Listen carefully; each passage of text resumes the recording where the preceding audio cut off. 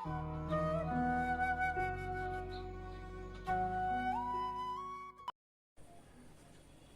नमस्ते my dear beautiful souls, आप सभी का शिवो हम ट्रिपल टू चैनल पे बहुत बहुत वेलकम है।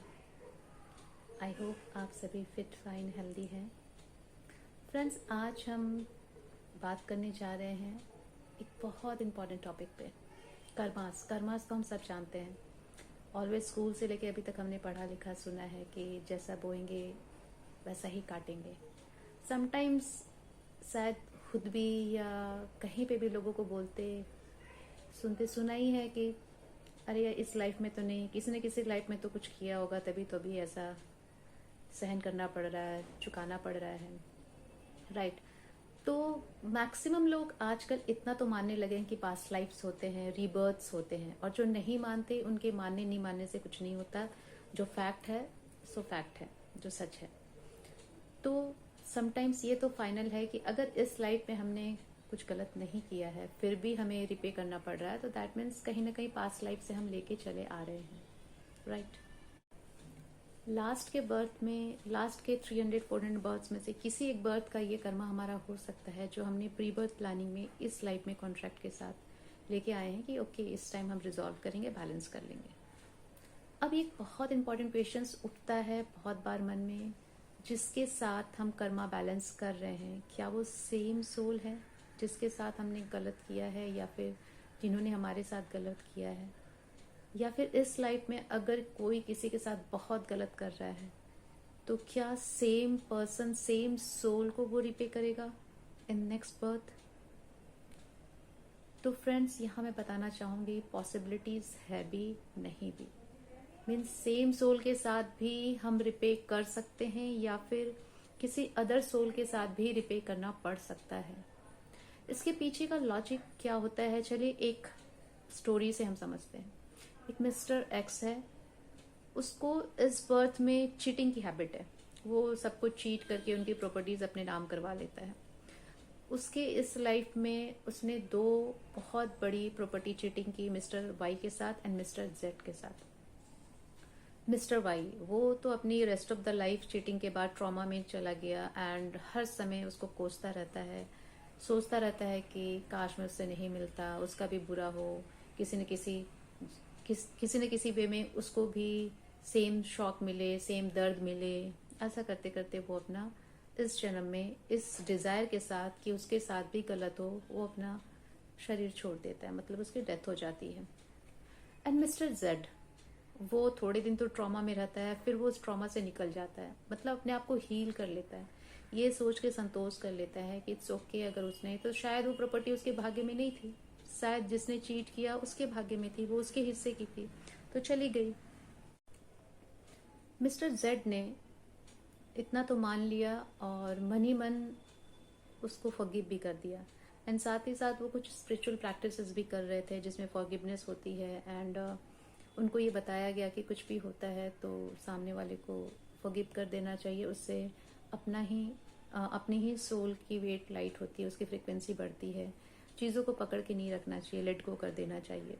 इन सब चीज़ों में उन्होंने अपने ट्रॉमा को हील कर लिया, और साथ ही साथ उस चीटर मिस्टर एक्स को कम्प्लीटली फॉरगिव कर दिया, कम्प्लीटली।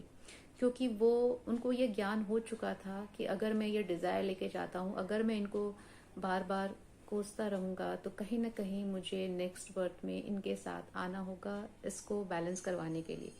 मतलब मिस्टर एक्स के साथ कोई ना कोई बर्थ लेके आना पड़ेगा, जिससे कि मिस्टर एक्स मिस्टर जेड के साथ अपने कर्मा, अपनी चीटिंग को बैलेंस कर सके, ठीक है। बट वो ऐसा नहीं चाहते थे, इसलिए बीइंग स्पिरिचुअल पर्सन और स्पिरिचुअल प्रैक्टिसेस से अपने ट्रॉमा हील किया, फॉरगिवनेस किया, एंड उनके साथ अपने सारे एनर्जी कॉर्ड कट कर लिए कि नहीं, अब मुझे इनसे एनर्जेटिकली कोई भी कनेक्शन नहीं रखना है। वो बहुत अच्छी लाइफ अपने स्पेंड करते हुए उन्होंने ये शरीर छोड़ दिया इस बर्थ में, मतलब उनकी डेथ हो गई।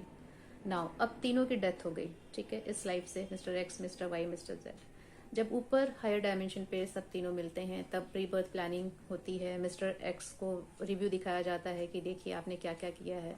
देन उसे बहुत हर्ट फील होता है कि उन्होंने गलत किया, तो उनको लगता है कि नहीं, मुझे अब ये कर्मा बैलेंस करना होगा, तो उन्होंने नेक्स्ट बर्थ ही चूज किया कि ओके, इसी बर्थ में मैं जाके इन दोनों का चीटिंग रिपे कर दूंगा, मेरे साथ भी ऐसा ये दोनों करेंगे एंड ये बैलेंस हो जाएगा हमारा Karma.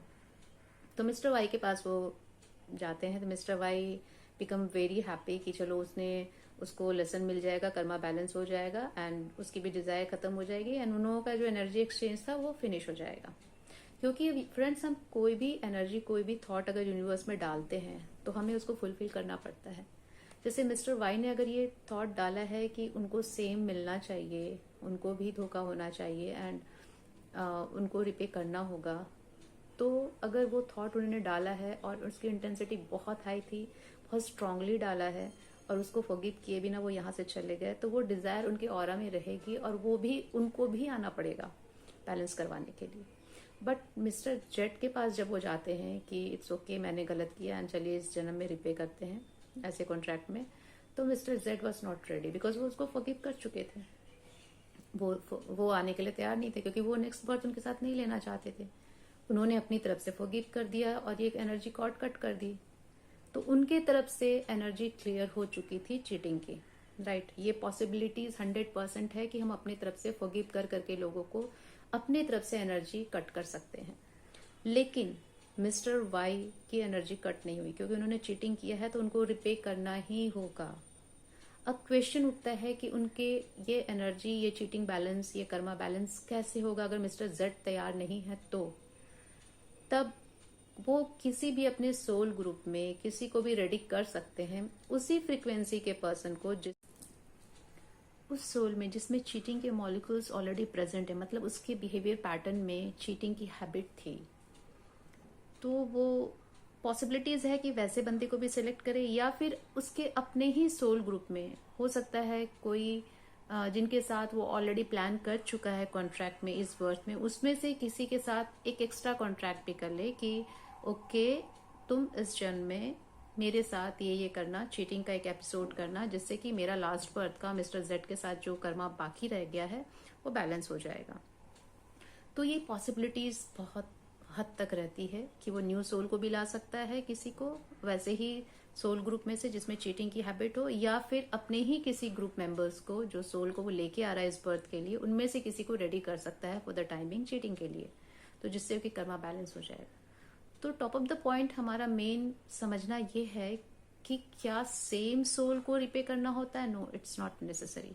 It depends completely on that soul जिसके साथ गलत हुआ है। वो उस पर डिपेंड करता है उसकी सोल फ्रिक्वेंसी कितनी हाई है, उसकी कॉन्शियसनेस कितनी हाई है, वो फॉरगिवनेस में है कि नहीं है। अगर उसने फॉरगिव कर दिया है, अगर उसे जन्म मृत्यु के इस सत्य का एहसास है कि मैं जितनी भी डिजायर अच्छी या बुरी रखूंगा तो मुझे बार बार बर्थ लेना पड़ेगा, तो वो कभी भी किसी के साथ बदला लेने का, रिवेंज लेने का थॉट भी दिमाग में नहीं रखेगा, जो कि मिस्टर जेड ने किया।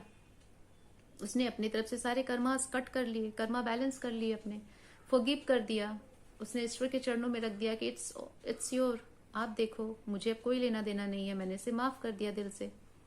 तो अब कंप्लीट रिस्पॉन्सिबिलिटी सिर्फ और सिर्फ मिस्टर एक्स की हो जाती है इस कर्मा बैलेंस करने की, mister X and mister Z के टर्म्स में। But mister X and mister Y के टर्म्स में दोनों की ही रिस्पॉन्सिबिलिटी है कि दोनों मिलकर इस कर्मा को बैलेंस कर लें, क्योंकि उसकी भी डिजायर थी कि उसको सेम पनिशमेंट मिलना चाहिए एंड उसने तो कर्मा जनरेट किया ही था। तो यहाँ पे मैं यही बोलना चाहूंगी कि हमें हमेशा ये सोचना चाहिए कि ठीक है, कुछ भी गलत चाहे हम कर रहे हैं या हमारे साथ हो रहा है, it's okay, go with the flow. But हमें बहुत ज्यादा ट्रॉमास या ग्रजेस, रिसेंटमेंट्स अपने मन में नहीं रखना है, कोई फायदा नहीं होता है। अगर हम दूसरों को वापस दुखी देख के थोड़ा खुश भी हो लेते हैं, चलिए इस जन्म में है तो इट्स ओके, ठीक है, आपके सामने उसके साथ भी चीटिंग हो गई, you will come to know कि अच्छा ठीक है। बट अगर हम डिजायर लेके जाते हैं ना, तो नेक्स्ट बर्थ वो अकेले नहीं आएगा, हमें भी आना पड़ेगा। और आप सिर्फ वो डिजायर पूरा करने के लिए नहीं आओगे, उसको दुखी देखने के लिए नहीं आओगे, अपने साथ एक छोटा सा पर्स लेके आओगे कर्मास का और पूरी बैग भर के लेके जाओगे फिर से।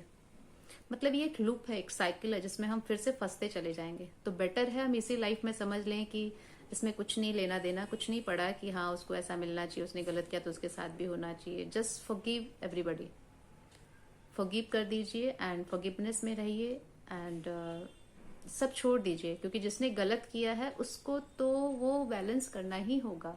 बात पनिशमेंट की तो होती ही नहीं है इस वर्ल्ड में। सोल वर्ल्ड में पनिशमेंट जैसा कुछ शब्द है ही नहीं, सिर्फ लेसन्स एंड एक्सपीरियंसेस हैं। आज जो भी दुख दर्द हमें मिल रहा है या हम किसी को दे रहे हैं, सब एक्सपीरियंस है, इमोशनल एक्सपीरियंसेस हैं। आज अगर आपको वेल्थ का या प्रॉपर्टी का किसी भी चीज का लॉस भी होता है तो क्या होता है, आप वो पैसों के लिए नहीं रोते, उसके कारण जो दुख हुआ है आपको, वो दुखी करता है आपको। मतलब इमोशनल पेन जो कि इस अर्थ पे ही अवेलेबल है। तो इसीलिए सब चीजें एक्सपीरियंस होती हैं, एक्सपीरियंस करने ही आते हैं, लेसन्स लेने आते हैं।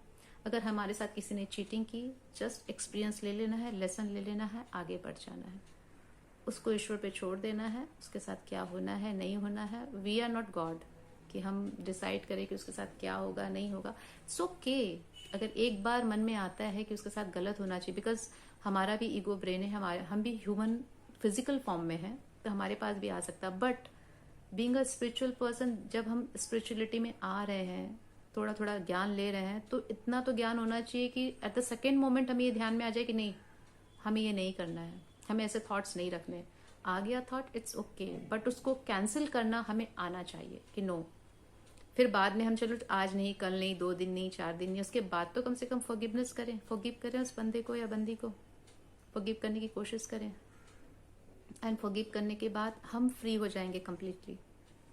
उनका जो होना है वो तो होना है, क्योंकि अगर हम खुद भी अगर कोई कर्मा जनरेट करते तो हमें रिपे करना ही होगा। बट सामने वाला बंदा तो फ्री हो गया ना, उसकी सोल की तो चेतना बढ़ गई, कॉन्शियसनेस बढ़ गई, वो जिस पर्पस के लिए इस अर्थ पे आया है वो तो उसने पूरा कर लिया। तो फ्रेंड्स, आई होप आपको समझ आया होगा कि सेम सोल के साथ होना जरूरी नहीं है। लेसन लेना और एक्सपीरियंस लेना वो किसी के साथ भी पॉसिबल है। तो अब हमारे ऊपर है कि हम अपने आप को इसी लूप में फंसाते चले जाते हैं या इस लूप से बाहर आते हैं, राइट।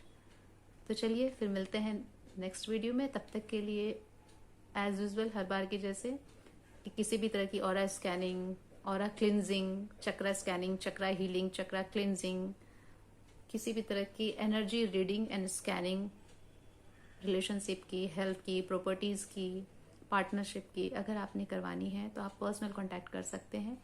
डिस्क्रिप्शन बॉक्स में नंबर दिया हुआ है। तो फ्रेंड्स, चलिए मिलते हैं नेक्स्ट वीडियो में। तब तक के लिए आत्मा नमस्ते।